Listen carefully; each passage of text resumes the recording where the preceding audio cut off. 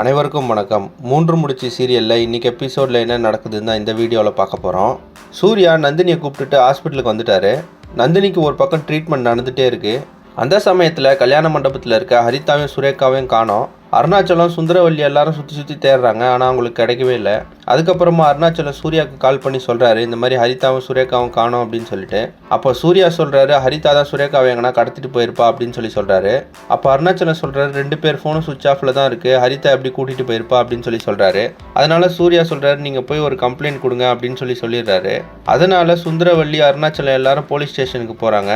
அங்கே போய் ரஞ்சித்தோட அப்பா ரஞ்சித் கிட்ட சொல்கிறாரு, இந்த மாதிரி ஹரிதாவும் சுரேகாவும் காணோம் அப்படின்னு சொல்லிட்டு.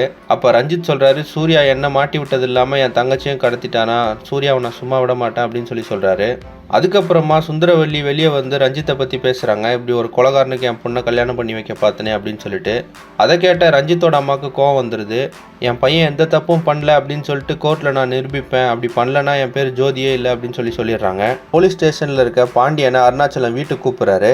அப்போ பாண்டியன் சொல்கிறாரு, இனிமேல் நான் உங்கள் வீட்டுக்கு வரமாட்டேன், என் பையன் நல்லவன் சொல்லி நிரூபிச்சு தான் நான் இந்த நாட்டை விட்டு வெளியே போவேன் அப்படின்னு சொல்லிடுறாரு. அதனால சுந்தரவல்லி குடும்பம் மட்டும் அங்கேருந்து கிளம்பி போயிட்டாங்க. பாண்டியனும் ஜோதியும் போலீஸ் ஸ்டேஷன் வெளியே வெயிட் பண்ணிட்டு இருக்கிறாங்க. அப்போ அங்கே வர பரமேஸ்வரி பாண்டியனையும் ஜோதியும் பிரெயின் வாஷ் பண்ணுறாங்க.